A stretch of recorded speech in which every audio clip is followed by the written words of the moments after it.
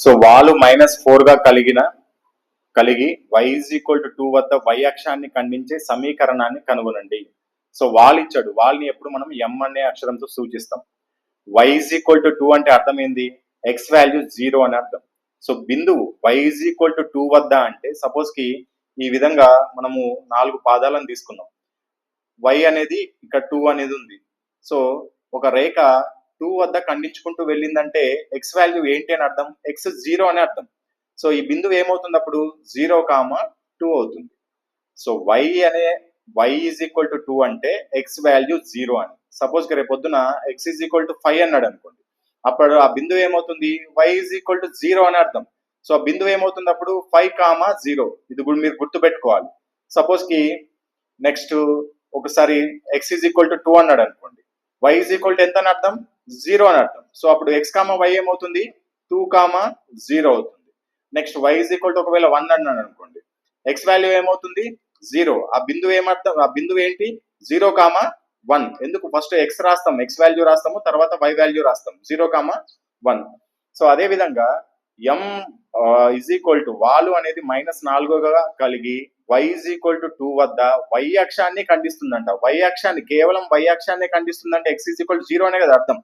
y = 2 అంటేనే y అక్షాన్ని ఖండిస్తుందని అర్థం. సపరేట్ గా మళ్ళీ చెప్పాల్సిన అవసరం లేదు. సో ఇటువంటి క్వశ్చన్ ఇచ్చినప్పుడు x = 0 అని రాసుకోవాలి. అదే x వాల్యూ ఇచ్చినప్పుడు y = 0 అని రాసుకోవాలి. సో బిందువు ఏమైంది ఇప్పుడు మనకి? 0, 2.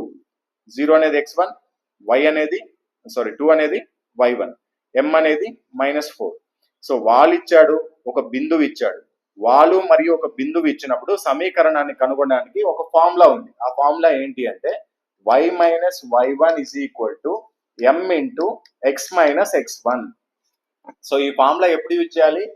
ఒక సమీకరణం యొక్క వాలు, అదే విధంగా ఆ రేఖ ఒక రేఖ యొక్క వాలు, ఆ రేఖ ఏ బిందువు గుండా వెళ్తుందో ఆ ఒక బిందువు ఇచ్చినప్పుడు ఆ సమీకరణాన్ని కనుగొనడానికి, ఆ రేఖ యొక్క సమీకరణాన్ని కనుగొనడానికి formula y - y1 = m × x - x1. So y1 ఎంత? y1 value 2 = m × x - x1 value ఎంత? 0. సో ఇప్పుడు నాకు ఏమైంది ఇక్కడ?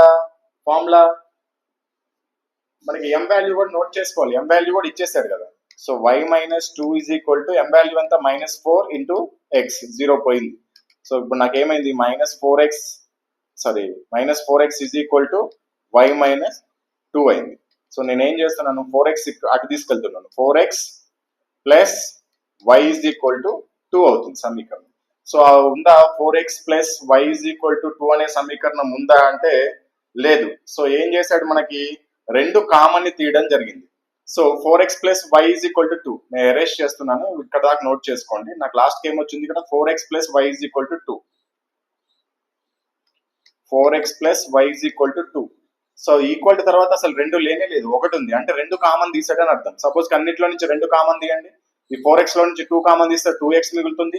ఈ y లో నుంచి 2 కామన్ తీస్తే అసలు కామన్ తీయడానికి 2 లేదు కాబట్టి మనం కింద రాసుకోవాలి = 2.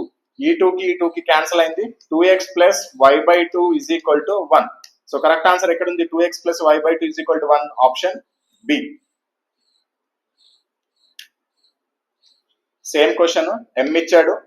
సో y = 5 అన్నాడు, అంటే x వాల్యూ ఎంత? 0. బిందువు ఏంటి అప్పుడు? 0, 5. x1 ఇది y1, m వాల్యూ ఇచ్చాడు -3. ఇప్పుడు ఇందాక చెప్పినట్లు ఆ ఫార్ములా వేసి ఆ సమీకరణాన్ని కనుగొనండి. ఇది హోంవర్క్.